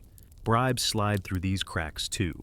A small coin slipped into a clerk's hand can turn a strict enforcement into a leniency. Traders accept this as part of the system's grease, but there is moral cost. Such payments distort markets, empowering those who can pay to shape law's enforcement and weakening trust between communities. The Genoese factor thinks in margins, how much to allocate for legal risk, how much to hold for a bond, which captain will accept a cargo if port officials sniff doubt. Law also reaches into maritime domain. Ports require manifests, certificates of origin, and notary signatures. Captains rely on these to avoid cargo detention. When inland levies shift, the paper that crosses to the dock must be watertight. A single ambiguous phrase can lead to a harbor inspection that unmakes profit. Traders therefore invest time and coin in notaries whose seals carry across the Mediterranean. They prefer names remembered in Ligurian ledgers, men whose notarial weight can persuade a captain to accept cargo without long inspection. As afternoon presses, a courier arrives bearing a folded note bound with twine and a port stamp. Traders gather while the Genoese factor breaks the wax. The note is brief and thin with official ink. It reads that a customs official at the nearest harbor has been instructed to hold shipments linked to a specific series of marks found recently in the market. Marks the pensman noticed days before. If those marks appear on crates bound for the captain's manifest, the port will detain the ship for inspection. The market exhales a collective sharp sound. The notaries compromise and the bond now take on new urgency. If a ship is detained, bonds may be called and escorts delayed. If the tensions widen, entire caravans could face frozen accounts at distant markets. The collector's levy, the bond, the notary's compromise. Each piece of paper is suddenly connected to port procedure and to shipboard risk. The Genoese factor folds the note and looks up. Around him, men read the same line with different anxieties. Some see delayed profit, others see possible ruin. Outside the hollow, the sun slants. A courier readies for the road. The market's law has shifted in a single sealed sentence from the port, and the consequences will follow the caravans like a shadow. Midday heat hushes the market. The Genoese factor slips into a narrow tent and opens a slim book of margin notes, a private ledger of instructions the public books never hold. Tucked between entries is a single line. Hold until manifest confirmed, possible mismatch, crate straps marked. The ink is small, the meaning large. Such hidden notes let a factor nudge events quietly, delay payment, withhold coin, instruct an agent to check twice. They protect and they endanger. If leaked, they reframe bargains and shift blame. Outside, the hollow pulses with rumor. Pensmen notch halters, carvers fret at the edge of their benches. The factor tucks the book into a pouch and seeks Idris, who reads small signs like scripture. Idris studies the note and asks precise questions. Which pens, which guard, which mark? Memory fills the blanks. A night watch had reported a looped mark on several straps, seen under a lamp when a thief was caught. Idris's hand finds a halter, and the loop appears faintly in the leather, almost invisible until light angling reveals the tiny cut. They walk the pens together. Halters bear subtle cuts, tied threads, tiny punches of a maker's tool. 3 harnesses from recent caravans repeat the loop. It is not proof, but pattern. Traders in this market perform a kind of local forensics, matching marks, halter notches, maker's scratches, because paper is porous and memory is dense. The factor instructs his apprentice to copy the details into the hidden book. Numbers, caravan names, a guard's short statement. He adds a marginal note. Seal copies, await captain's reply. And that afternoon a woman appears with a carved scrap showing the same loop. She says she found it in a crate bought weeks earlier and sold on to a coastal merchant. The fragment ties inland and coast together. It suggests a maker or handler who stamped multiple straps. The factor's face tightens. A pattern has teeth now. It can bite ships at the harbor and names in ledgers. A courier arrives from the port with a terse line. Customs have flagged goods with straps matching a local set. A captain threatens detention pending proof of provenance. The factor expands his hidden entry. Summon the suspected carver, secure witnesses, prepare a bond. The options narrow painfully. Concealment risks a detained ship and cascading losses. Exposure invites broad inquiry that could ruin a carver and unsettle many livelihoods. Tracing the mark risks time the captain may not afford. They choose a middle path. Idris will collect samples and secure halters for comparison. The factor will send a sealed note to the captain's agent offering conditional delay of payment until inspection, and a courier will fetch the carver who might vouch for the mark's common use. Summoning the carver is dangerous. He may flee or he may confess to a private marking system used to track work. If he testifies honestly, the pattern may be explained as a maker's stamp rather than evidence of theft. If he lies, the market's fragile trust will fray. As the sun leans west, the market tightens into preparation. Pensmen move quietly, collecting straps and recording notches. Carvers glance up from their chisels. The factor rewrites his hidden note in bolder ink. A messenger from the lighthouse road gallops in with a sealed warrant. Customs have already detained a crate and demand immediate proof or the posting of a bond. The hidden line in the factor's book is no longer private. It has become the hinge on which several livelihoods swing. Carvers, caravan leaders, port agents, and small families who subsist on irregular wages. The factor steps out into the hollow and addresses a small circle. Idris, the Tuareg elder, a carver's representative. He speaks in a measured voice, explaining the proposed plan. Evidence gathered, a sworn statement from the suspected maker, and a conditional bond if the port insists. Faces respond with quick calculations more than words. Hands rub beards. A woman checks a child at her breast. The decision is pragmatic, not moral. Fewer immediate harms for a chance at clearing cargo. Yet the market is not merely pragmatic. Old grievances wait in corners. A carver once cheated a rival, a broker once swapped seals. The factor knows that summoning a maker could reopen those wounds and expose more than straps. Hidden debts, unpaid favors, and past thefts might surface. He feels the ledger's moral weight, paper that records debts and now asks for testimony. He tucks the slim book against his chest and sends the courier on the road, the leather pouch thumping like a small heart. A dusk rider returns before the courier's expected hour. Wind and panic mix in his voice. He bears a single-clipped dispatch. The detained crate bears not only the looped straps, but also a faint painted mark that matches a smuggler's seen reported months ago. If the port recognizes that smuggler's emblem, they will call witnesses and possibly detain multiple ships. The market exhales a low sound, an intake that tastes like fear and calculation. The factor reads his hidden line again. What began as a cautious margin note now threatens to widen into an inquiry reaching both desert and sea. He realizes his next move will shape not only accounts, but lives, and that private ink may have to become public testimony to save what can be saved now.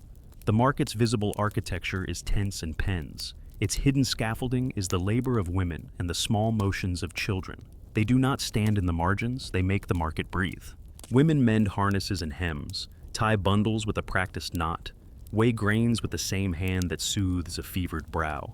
Children run notes, fetch water, and learn by watching, soaking up trade names, recognizing seals, and mimicking gestures that will later be their livelihood. Their work is quiet but indispensable. A woman near the pens hunches over a strip of leather, her nails split from constant stitching, thumb hardened by repetitive pulling. She repairs a halter while an infant, tucked to her back, snores like a small bird. The market's domestic smells gather here: hot millet, oiled leather, and the faint smoke of a brazier. Her fingers move with economy. A single missed stitch means a camel unbroke and a delayed caravan. Above her, a child darts between legs with a message rolled in oilcloth, eyes bright and purposeful. Children are both apprentices and sentries. A boy may be tasked to watch a pen while his uncle bargains. A girl sells spiced tea and remembers who paid late. They learn accounts and knots the way a song is learned, by echo.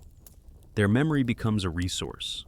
They note halter notches, stray marks, and the peculiar cadence of a trader's voice. In times of dispute, a child's sharp observation can settle a quarrel when adult testimony fragments under heat or fatigue.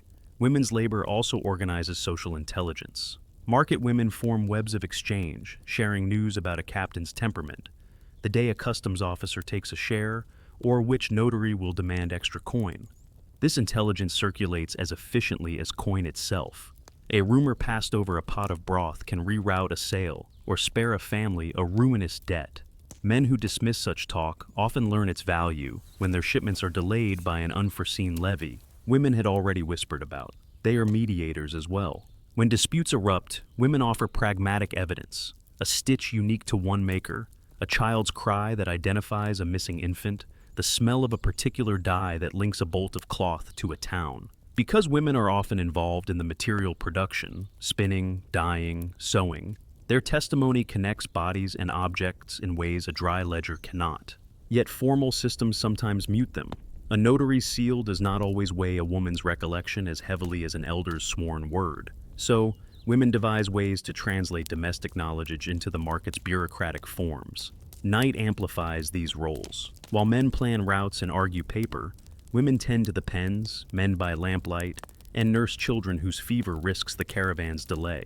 It was a woman mending a strap who first felt the faint looped incision on a halter, the same loop that later surfaced in several pens. She mentioned it to another who had mended a similar strap weeks earlier. The two memories stitched into a pattern. That pattern became an argument in a ledger that a factor read with a clenching chest. Child labor can be dangerous. Boys climb crates to retrieve fallen bundles. Girls carry hot coals for small forges. Infants sleep through market noise, their breathing a fragile metronome. Some children are apprenticed to carvers or blacksmiths. Others run messages for a few coins. Poverty shapes choices. A mother may send her son to stand watch because hired guards cost more than a family can spare. The market's moral calculus is brittle. Necessity compels tasks adults would call risky. Women also face legal marginalization. Their testimonies are sometimes treated as secondary, unless corroborated by an elder or a scribe. To bridge this gap, they develop social strategies. A woman will ask an elder to witness her claim in front of a scribe, or will affix a known token, a needle tied to a halter, so that a pinsmon or notary can record a sign that endures beyond a single spoken word. These practices translate domestic labor into forms the market's bureaucracy will accept. Tensions rise when thefts, and the market's response, threaten livelihoods. Mothers tighten wraps around children and argue for stronger patrols. Others fear heavy punishments will push thieves into desperate acts rather than deter them. Women's debates balance deterrence with mercy. Punishments that break families might solve a day's thefts but create a season of need.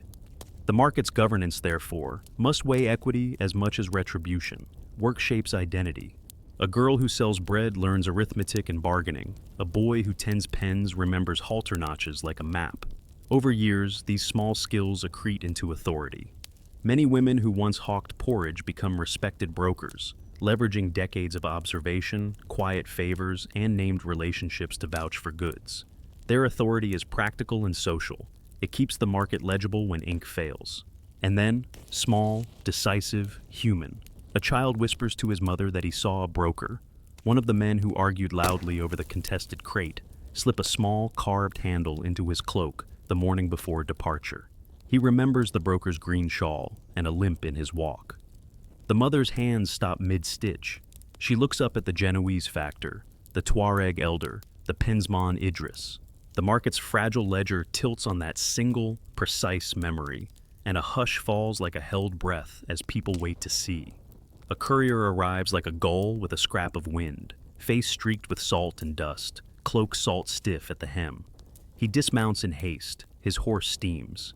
In his hand is a folded paper sealed with a coastal stamp. News from the harbor usually travels in measured steps. A captain's slow report, a merchant's note, a delayed manifest. Tonight it moves like a shock. He says the port's customs officer has been ordered by the governor to scrutinize crates and straps for marks matching a circulated list.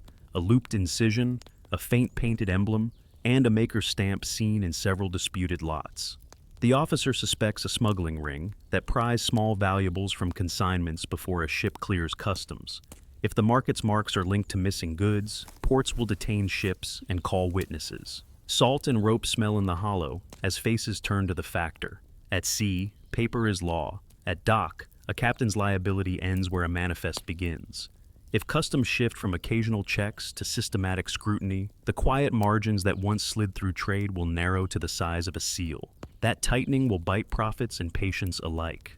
The courier adds a sharper detail. A captain reports a break-in aboard his ship 2 nights earlier. Carved handles and tusk fragments listed on his manifest are now missing. The port suspects internal collusion. The list of marks is their clue. If customs connect the marks seen in the market to the missing hold items, several consignments will be detained and bonds called. Rumor multiplies. A captain's agent names a broker who was seen near the ship the night before. Another voice says the agent's accusation masks a claim for unpaid debts. A whisper points to a customs clerk observed loitering by the warehouses. Each whisper reorders risk. If a clerk is corrupt, detention may be performative. If a broker is implicated, trust inside the hollow fractures. The Genoese factor reads the folded note and moves with practiced calm. He tells his apprentice to copy manifests, prepare sealed samples of halter straps, and arrange an immediate courier to the port with sworn witness lists. If a ship is held, contingencies must be ready, bonds posted and guarantors named. Panic erodes value, action preserves options. The Tuareg elder speaks in terms of reputation. If the market's marks become linked to theft, caravans will reroute, escorts will demand higher pay, and passage costs will rise until margins vanish. The desert remembers slights. The elder warns that suspicion will travel faster than any camel. Women in the market bring other memories. One recalls a child returning from a coastal errand with a small carved toy found loose in a crate. Another remembers a broker who once boasted of moving goods with a wink. These recollections are not legal proof, but they form a network of pressure that paper may soon meet. A messenger from the lighthouse road arrives breathless with a captain's stamped reply. A ship anchored to take on cargo. 3 days hence will be held pending notarized manifests and named guarantors. The captain threatens demurrage and refuses to load further until the inquiry clears. For many merchants, that refusal will mean delayed payments that unsettle credit.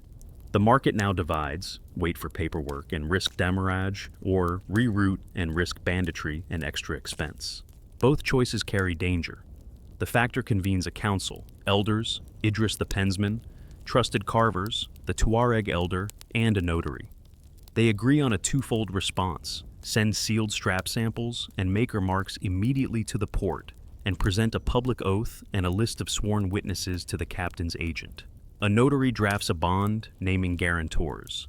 The Tuareg elder offers to escort the next leg if escorts are increased. The notary speaks of procedure, notarized attestations, sealed witness lists, and legal names that carry weight in port. Bonds are not merely paper, they are promises backed by houses, kin, and reputations that hurt when called. The factor knows which guarantors hold weight in Ligurian ledgers and which would be dismissed by a captain. He plans a local oath and a notarized packet to satisfy both captain and council. A small chorus of practical anxieties follows. A leather worker worries about unpaid wages. A carver calculates commissions lost if ivory is seized. Mothers count weeks of grain they must buy on credit if payments pause. Even the pensmen tally risks. If halters become suspect, caravans may be forced to display more marks, which in turn makes them easier to track and easier to extort. Traders who once prized discretion now see it as liability. As dusk gathers, the market prepares its packet. Lamps are lit, halters sampled, and witnesses sworn. A courier saddles his horse. Prayers are murmured. A woman hands him a small wrapped loaf for the road, an emblem of community amid legal machinery. The courier leaves, dust rising in the lamp's glow, carrying with him the market's best hope that paper and oath will avert a wider collapse. Then a child slips through tents and lays a salt-stiff scrap on the factor's table. 2 words are scrawled and sealed. Green shawl. Eyes shift. A broker whose green shawl hangs over his post straightens as if a taut rope has been pulled. Suspicion focuses like a lens. The broker's hands are empty. Will he speak to clear himself, show papers, call witnesses? Or will he vanish into the heat while suspicion thickens?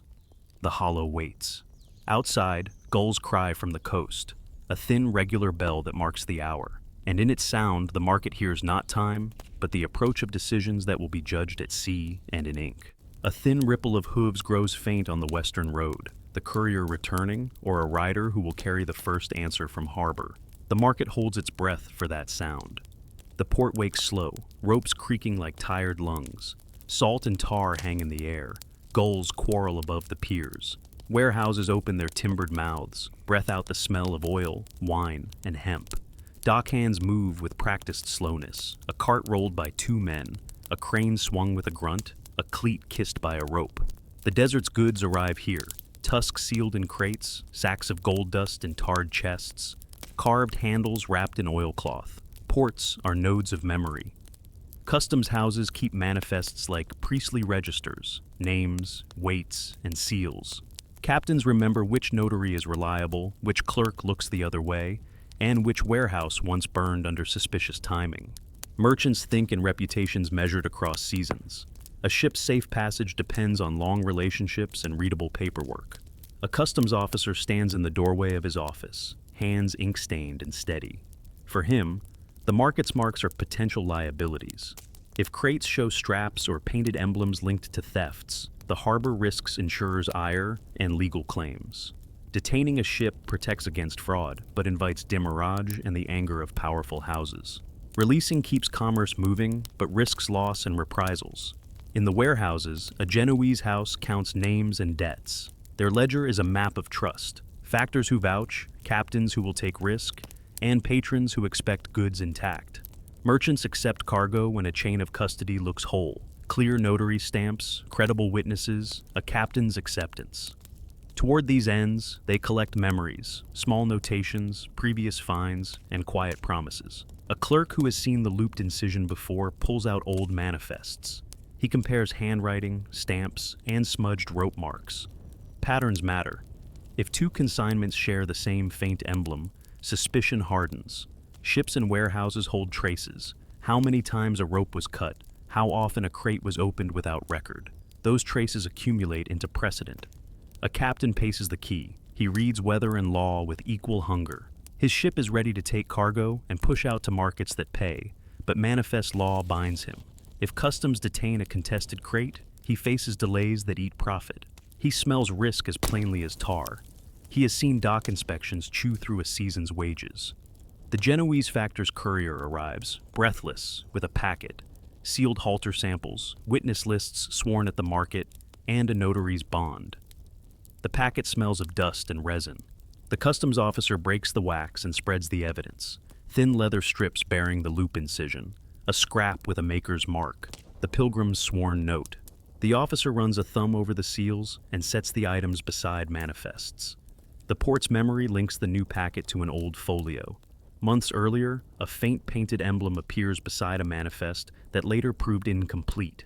A dismissed clerk's aside, a note now recalled, hints that a pattern might be emerging. The officer reads manifests and consults an older log. His clerk finds an annotation about a previous small seizure. Memories are stubborn. Past mistakes deform present trust. Decision hangs on an algebra of risk. Detain and call witnesses. The ship waits. Bonds may be called. Merchant houses protest. Release and accept the sworn guarantors. The market keeps moving, but insurers might sue. The officer weighs unpaid port fees, the cost of holding goods, and the legal strength of witness lists that may or may not be verified in court. A courier arrives with fresh news. A Tuareg elder offers to stand as guarantor. A carver has come forward to identify his mark. More witnesses swear to the crate's origin. The packet grows stronger. Yet the officer hesitates. The emblem in the older folio is similar but not identical. Similarity breeds doubt. Doubt demands caution. Under supervision, a small crew opens a contested crate. They unwrap oilcloth, pry at tarred seams, and lay out tusks and carved handles. A clerk compares a painted emblem to the sealed samples. It is close, an echo rather than a match. Technical debate replaces moral outrage. Are these marks common workshop devices or signs of coordinated theft? The governor's courier returns with a stamped directive. Detain pending further legal confirmation if marks link to an ongoing theft pattern. Release if guarantors and notarized witnesses satisfy manifest integrity. The language hands discretion back to the port, but calls for prudence. The officer reads, then looks up at the waiting captain and the Genoese factor. Outside, gulls wheel. Merchants cluster in low groups, speaking quickly. A woman in the warehouse tidies a crate, fingers trembling with stakes she cannot read into law. The officer lifts his pen, pauses, and scratches a single line across a sheet that will shape whether a keel can leave at dawn. At that instant, a courier from the market bursts back from the road, dust streaking his face.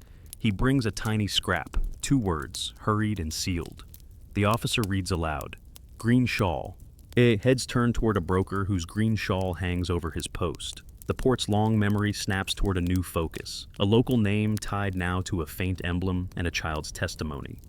The officer's hand tightens on the pen as outside the harbor light dips and a bell begins to toll. The bell tolls twice. Men glance at watches and reckon loss in days. The officer swallows, knowing whatever he writes will travel in ink farther than any man can run tonight. Objects keep stories in the way. A wound keeps the memory of a blow. Over weeks and markets, the hollow has filled with things that carry history. Tusks whose grain remembers river bends, carved oliphants that hum with the echo of a maker's gouge, halters scored with repeats of a tiny loop. These marks are not merely functional. They are a kind of memory, material habits that let people read a past in the present. Traders, notarize, and carvers all learn to read these signs as one reads a face. Material culture works in 3 registers here. First, there are the crafted things that pass through hands. Ivory parts, carved handles, gold beads that carry visible workmanship and subtle idiosyncrasies. A carver's chisel leaves a particular scallop. A workshop's smoke stains a tusk's edge slightly darker than its neighbor. Second, there are the utilitarian marks that trace practical histories, notches on halters, looped incisions, patched rope, and which function as ownership or routing marks. Third, there are documents and seals, notary stamps, marginal notes, and faded manifests that attempt to fix a moving world into paper. All three mingle to form a memory scape where the past can be re-examined and contested. Stand at a carver's bench in the late afternoon and watch how memory lives in thumb and tool. The master's hands know which inch of grain will accept the deepest undercut. His thumb remembers a pattern learned from his father. His eye recognizes a maker's mark, not because he reads the token, but because he remembers the motion that produced it. He takes an oliphant and runs his thumb along a carved stag. There is a small asymmetric nick at the stag's flank. Only a maker who worked in low light, with a particular short chisel, would have made such a mark. That nick will later function as a minute fingerprint when a port clerk looks at a manifest and a mediator tries to match cargo to craft. Memory is also stitched into domestic objects. A woman carries, folded into her scarf, a tiny carved bead whose whitened surface once adorned her mother's comb. When she fingers it, she hears the hush of a weaving room and the rhythm of spindles.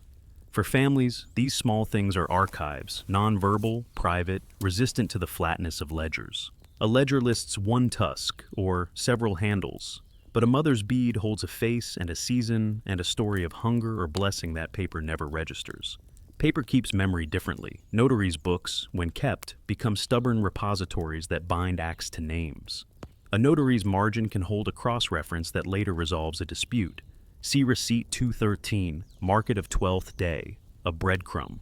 But paper also erodes, ink fades, seals soften, and when clerks copy one another, small transcription errors proliferate. The Genoese factor lives in the tension between these two truths, rock-solid legal documents and the collective, fallible memory of people who saw, felt, and made. He knows that a seal's authority can clear a ship at dusk, and he also knows that a mother's recollection of a carved nick can change a village's fate. Museums and churches, far removed from the hollow but connected by networks, are another site of memory transformation. An oliphant that once called hunters in a riverside court can end up as an altar object in a coastal chapel, where its history is recast in liturgy and provenance. There it acquires a new memory, a saint's intercession, a donor's name. Such transformations are neither intrinsically noble nor merely wrong. They are how objects acquire layers of meaning over long routes. At each layer, memory is annexed, elsewhere called cultural value. Here, often a story told in a different language and for different reasons. Material traces also hold legal weight. A matched tool mark or a halter notch can be a decisive piece of evidence when port officials compare cargo and manifests. The pensman Idris has built a private skill for reading these traces, the exact depth of a notch, the angle of a cut, the grain pattern left by a particular hand. He can look at a strap and sketch in his mind the workshop where it was shaped. That ability turns craft into testimony. It folds manual knowledge into legal consequence. But memory is selective and political. Powerful houses can produce notarized genealogies tying an item to a reputable workshop. Poor makers must rely on witnesses and worn tools. When the market's little looped mark was first noticed, the mark meant nothing to a foreign captain who cares for manifests and stamped paper. To a woman mending halters, it was a familiar irritation. When the mark appears in multiple places, however, its meaning migrates. It becomes a sign that can be used by customs officers, by brokers, by magistrates. Memory shifts from private to public, from testimony to evidence. This is why the Hollows people fuss over preservation. Halters are set aside in shaded boxes. A carver wraps a fragment in oiled cloth and plants a tiny, distinctive stitch as a future identifier. A scribe makes careful copies of a bond in triplicate. These acts are small rituals of archival care, attempts to multiply memory so that it survives the capriciousness of weather, theft, and the long delay before a captain's reply returns from the port. Memory also reinvents itself in stories. Old traders tell tales of a tusk that saved a life when a caravan leader traded it for medicine. A grandmother recites the name of a river in a song and, in doing so, keeps a root alive in younger ears. These oral memories are a kind of living record that paper cannot replace, and sometimes they are the only record that survives when ink fades. In the hollow, attention turns to one small circulating object, the child's bead, the broker's green shawl, the half-matched painted emblem. Each is a node in a material network that ties desert to dock. Men and women lay out objects on a low table like evidence. A carver runs his finger along an oliphant's carved border. A woman lifts a halter and shows the faint loop. Idris marks a halter notch and speaks the names of caravans that used it. The Genoese factor watches, tallying how these material notes will look when a clerk at the port confronts a manifest. Just as they begin to meditate on the network, a courier comes at a run and throws a damp, salt-stained packet onto the factor's table. The wax is broken, the paper inside stamped with a Ligurian housemark the factor recognizes. A dense watermark he has seen once before, in a ledger at home. He unfolds the single-folded sheet and reads a line that makes the room go quiet. It names, with an unmistakable Ligurian flourish, a guarantor who swears that several crates were indeed signed and dispatched from a known fondico 3 tides ago. The name is a hinge. If true, it could clear one ship. If forged, it could doom many. The Genoese factor's fingers hover above the paper as if above an uncovered wound. Around him, all eyes fix on that single line. The hollow's material memory and the paper's legal memory now balance on a single signature. The caravan roads do not end. They fray into new lanes, move into warehouses, and resurface in museums. Years fold over the hollow like layers of sand. Traders grow old, pensmen teach apprentices, and children who once ran messages become custodians of memory. The market's transactions ripple outward. A tusk carved into a reliquary, a bead kept in a grandmother's scarf, a bond filed in a fondico. These continuities are not tidy endings, but the way lives and objects persist. Legacy is uneven. Some objects acquire sanctity. An oliphant becomes a chapel ornament, its provenance repurposed into devotion. A painted emblem fades, but a halter's notch endures in a clerk's margin. Families inherit reputations as often as possessions. A carver's son may inherit tools and the stain of contested marks. A woman who preserved a bead carries a memory no ledger will hold. Material culture remembers in ways public records cannot. Institutions remember differently. Customs houses keep manifests. Notaries' books survive storms and give historians scaffolding. A Ligurian ledger names guarantors. A fondaco preserves a folded receipt. Paper allows reconstruction, but rarely speaks for the living. Oral memory tempers sharp records with texture. A not recalled, a child's note about a broker, the way an elder hums a caravan song. When documents and stories meet, a fuller picture emerges. Reckoning is practical as well as moral. When a port detains a ship, wages are missed, and creditors press. A carver's workshop may close for lack of commissions. Repair begins with small acts: post a bond, refund a maker, call witnesses, or reroute a caravan. These are not grand reparations. They are immediate measures that reduce harm and keep commerce breathing. Over time, laws and practices shift. Ports tighten inspection, notaries standardize seals, and public expectations change. Increased scrutiny can reduce abuses. It can also displace them into new forms. The hollow adapts. Pensmen formalize checks once oral. Women add tokens to halters so their testimony can be recorded. Carvers mark work with distinctive, hard-to-forge signatures. These measures are small innovations of accountability rooted in daily practice. Memory and material traces become evidence. A halter notch matched to a manifest can vindicate a maker or condemn a broker. An oliphant's nick can prove provenance. Craftspeople learn to record their work in ways legible to port clerks: stamped initials, particular grooves, registered patterns. Such practices do not erase past harms, but they give later readers something firmer than rumor. Moral complexity resists tidy verdicts. Many who profited also offered protection. Those who enforced rules sometimes sheltered the vulnerable. A factor might insist on receipts to protect captains from wrongful seizure. A caravan leader might pay for a healer's medicine. These actions do not cancel participation in exploitative systems, but they reveal a tangled human landscape where survival, greed, care, and conscience coexist. Public memory transforms objects. Museums and churches may display carved ivory as art, while attempting to note provenance. Sometimes curators catalog routes and named hands. Other times, objects are decontextualized. When provenance is acknowledged, objects can become tools for reflection. holding audiences to account and preserving stories otherwise lost. Restitution is rarely comprehensive.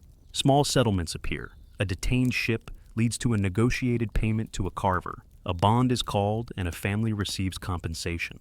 Often settlements are partial, pragmatic fixes that preserve markets more than restore justice. Still, these acts matter. They mitigate suffering, acknowledge error, and create precedents for future practice. Culture keeps memory alive. Songs recall river names. Lullabies hold a grandmother's bead. A festival repeats an old caravan call. These practices transmit knowledge across generations in ways paper cannot. A child who learns a knot learns not only a skill, but a memory economy. Who owns what, how to verify, and why certain marks matter. When historians later read the Hollow's records, they see braided traces, ledgers of coin, notarial books, oral testimonies, and material marks. Each source is partial, each corrects the others. Careful scholarship pulls these threads together to reveal a human picture, commerce's necessity, and its costs. The small acts of repair that sustained life, and the ways communities adapted to reduce harm. In the Hollow, the market continues. Caravans still come and go, but practice shifts, clearer marks, witnessed exchanges, and a growing culture of accountability. A Genoese factor writes a public memorandum named Guarantors Paid, a restitution logged, procedures improved. It does not erase what happened, but it records a response, a market attempting to learn. At dawn, a courier rides out with a sealed packet, witness lists, a restitution receipt, and a note naming the carver whose marks set these events in motion. Families wait for that packet. A carver's reputation hangs on it. A captain's fees depend on it. The Hollow breathes. People gather at the market's edge, hold a bead and an oliphant's shavings, and tell the story as it now will be told, as a ledger of goods and as a ledger of lives affected by trade. The story does not end with neat absolution. Instead, it closes on the market's continued effort to balance exchange with care, to make trade legible, preserve craft, and acknowledge harm where it is found. Outside the Hollow, a ship looms, sails trimmed for departure. The courier reaches the port by dusk. Documents pass from hand to hand. The carver's name is read aloud. A small restitution is noted in a clerk's book. People watch from the shore, measuring the outcome by the light on the water and the faces that wait. A child ties a new knot in a halter and hands it to a pensman. The pensman pauses, then nods. An unspoken promise that some things will be watched more carefully now. The Hollow exhales, not with certainty, but with a hard-won hope that remembering can matter. At first light, the port clerk will make an entry that determines whether the ship sails or remains, a small inked decision with wide effects.